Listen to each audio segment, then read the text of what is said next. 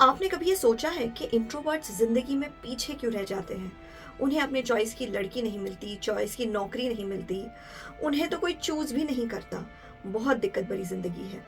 मुझे ऐसा लगता है कि इंट्रोवर्ट्स के अंदर बहुत पोटेंशियल है, लेकिन उन्हें अपने पोटेंशियल को मार्केट करना आता ही नहीं। इस वीडियो के एंड तक आप सीख जाएंगे कि ब्रांडिंग के प्रिंसिपल्स इंट्रोवर्ट्स किस तरीके से इस्तेमाल कर सकते हैं और जीत हासिल कर सकते हैं ज़िंदगी में। वैसे ये प्रिंसिपल सबके लिए है, चाहे आप इंट्रोवर्ट हो, एम्बीवर्ट हो या एक्सट्रोवर्ट। नमस्कार, मैं मनोवैज्ञानिक डॉक्टर मयूरिका दास विश्वास। स्वागत है आपका योर सर्वाइवल मॉडल में। इंट्रोवर्ट्स को घुलने मिलने में बहुत मुश्किल होती है। वो खुल के अपनी बात कहते नहीं हैं, कह नहीं पाते। दूसरे उनको मिसअंडरस्टैंड करते हैं। दूसरे सोचते हैं कि इसको बहुत घमंड है, इसीलिए ये सबसे बात नहीं करता। कई बार ऐसा होता है कि उन्हें कोई नोटिस ही नहीं करता। वो किसी कॉर्नर में रहते हैं, पार्टी शुरू भी हुई, ख़त्म भी हो गई और किसी को पता भी नहीं था वो उस पार्टी में आए थे। लोग उन्हें एडवाइस देते हैं, बात करो, दूसरों से मिलो, दूसरों से कनेक्ट करो। लेकिन इनमें से कोई भी एडवाइस उनके काम नहीं आता, क्योंकि उन्हें पता ही नहीं किस तरीके से वो बात करेंगे, दूसरों से मिलेंगे, दूसरों से कनेक्ट करेंगे।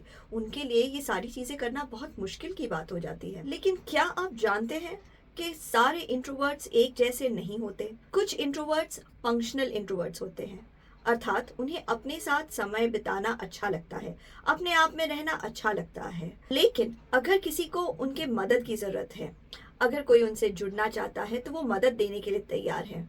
अगर उन्हें खुद को मदद की ज़रूरत है, तो वो आगे बढ़ के मदद मांगने के लिए भी तैयार है। वो अपनी एनर्जीज को कंसंट्रेट करके रखते हैं, एकाग्र करके रखते हैं। इसलिए वो बहुत बढ़िया फोकस्ड काम करते हैं, प्रॉब्लम्स को सॉल्व करते हैं और दुनिया उन्हें फॉलो करना चाहती है। बहुत ज़्यादा हाईली फंक्शनल इंट्रोवर्ट्स में हमारे देश के आमिर खान है, प्रधानमंत्री नरेंद्र मोदी है।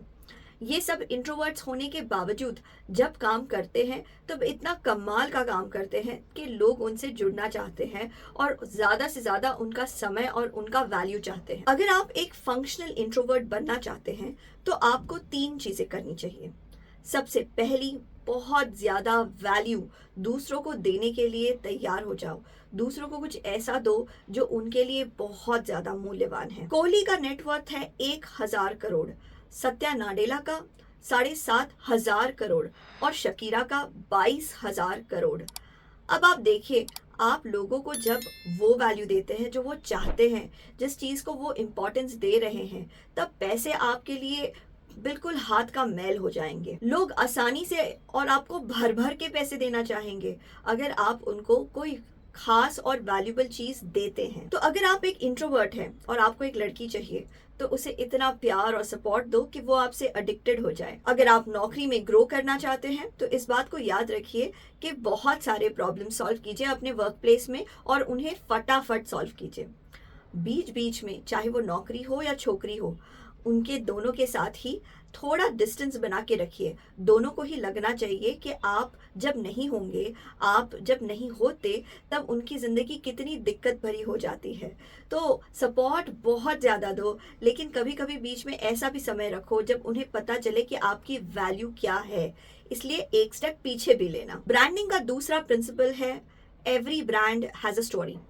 देखिए, जब हम सुनते हैं धीरू भाई अंबानी की कहानी, एक गरीब लड़का गुजरात से जिसने बहुत मेहनत की और वो आगे बढ़ा और उसने एक बड़ा एम्पायर खड़ा कर लिया, तो हमें वो कहानी इंस्पायरिंग लगती है।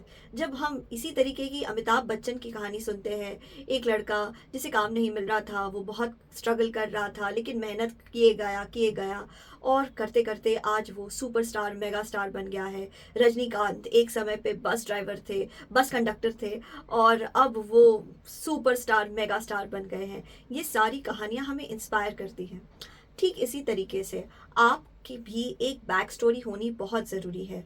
आपको अपनी हीरोज़ जर्नी दूसरों को बतानी है। आप जो काम कर रहे हैं वो क्यों कर रहे हैं? पैसों के लिए? छी, कितना फालतू रीज़न है ये।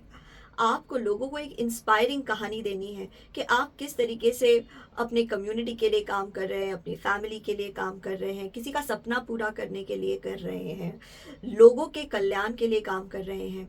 अपनी एक स्टोरी बनाइए कि किस तरीके से आप डिफ़िकल्टी से बाहर निकल के, लड़ लड़ के आगे बढ़ रहे हैं।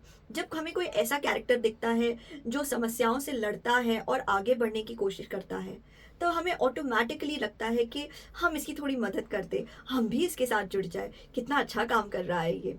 तो अगर आप एक इंट्रोवर्ट हैं और देश को बताते हैं कि भाई और बहनों, मैं तो बस देश को नंबर 1 बनाने पे लगा हुआ हूँ, सबको ये बात अच्छी लगती है और सब उन्हें पसंद करते हैं और फॉलो करना शुरू कर देते हैं। किसी चीज़ को पाने में जितनी मेहनत लगती है, उसे अपने पास बनाए रखने में उससे बहुत ज़्यादा मेहनत लगती है।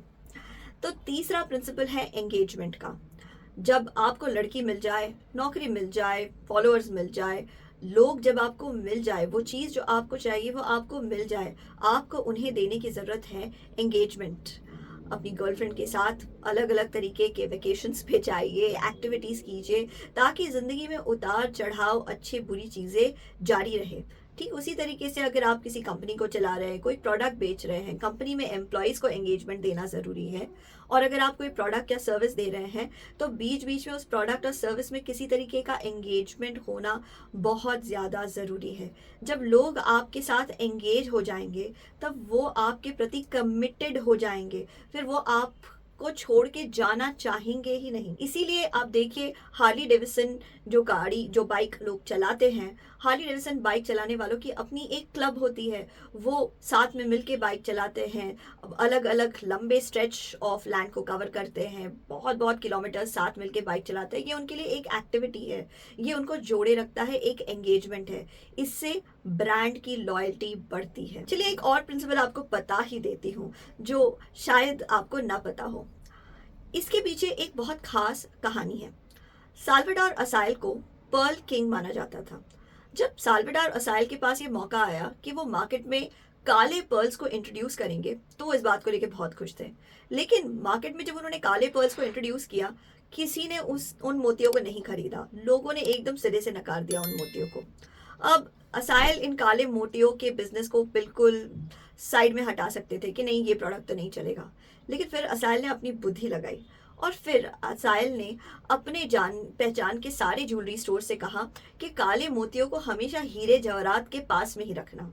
बड़े से बड़े मैगजीन्स में इन काले मोतियों का ऐड देना शुरू किया और महंगे मॉडल्स को कहा कि वो फोटो दे इन काले मोतियों के साथ। धीरे ही धीरे जब काले मोती एक्सपेंसिव ज्वेलरी के साथ दिखने लगे और बहुत ज़्यादा दाम पे बिकने लगे, ज़बरदस्ती बहुत ज़्यादा दाम था, हर कोई खरीद ही नहीं सकता उन्हें। जब ऐसा होने लगा, तब ऑटोमेटिकली काले मोतियों की वैल्यू बढ़ गई। इस चीज़ से हम ये जानते हैं कि ब्रांडिंग में ये बात भी लागू होती है कि जब आप वैल्यूबल चीज़ों के बीच होते हैं, तब आपकी वैल्यू बढ़ जाती है। जब आपको पाना मुश्किल होता है, तब आपकी वैल्यू बढ़ जाती है। अगर आप बहुत आसानी से मिल जाएंगे किसी को, तो वो आपको वैल्यू ही नहीं करेगा। अगर आप अपने काम के लिए बहुत कम पैसे चार्ज करेंगे, तो वो आपको वैल्यू नहीं करेगा। इसलिए याद रखना, हमेशा हाई वैल्यू के लोगों और चीज़ों के बीच नज़र आना।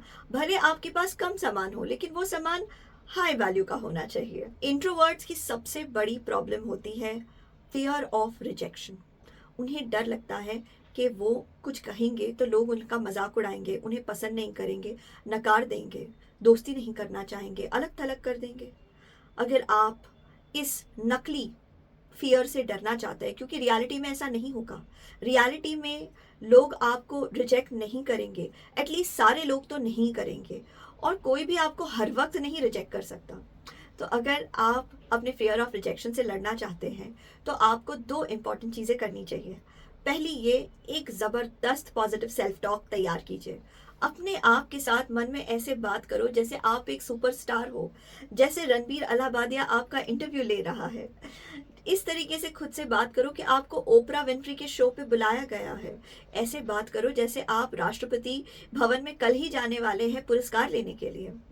अपना सेल्फ टॉक एकदम ज़बरदस्त रखो। आप वैल्यूएबल है, नायाब है, स्पेशल है। दूसरी टेक्निक आपको एक फंक्शनल इंट्रोवर्ट बनाएगी। अकेले में मज़े करना सीखो। अकेले में किताब पढ़ना, फ़िल्म देखना, कुछ लिखना, आर्टिकल लिखना, पेंट करना, बहुत सारा समय अकेले में मज़े करना सीखो। ऐसा होना चाहिए कि आपको आनंद में रहने के लिए किसी की ज़रूरत नहीं पड़नी चाहिए। बस आनंद का टिकट निकाल लो और पहुँच जाओ। जाते-जाते मैं यही कहूँगी कि लोग सोचते हैं कि हम गमे तन्हाई से परेशान हैं। लोग सोचते हैं कि हम गमे तन्हाई से परेशान हैं। उन्हें क्या मालूम कि यही तन्हाई हमें जाहिलों की महफिल से बचाती है। आशा करते हैं ये वीडियो आपको पसंद आया है। इसे लाइक तो करना है, अपने खास दोस्तों को, अपने इंट्रोवर्ट दोस्त को फॉरवर्ड भी करना है। आपके मूल्यवान समय के लिए धन्यवाद।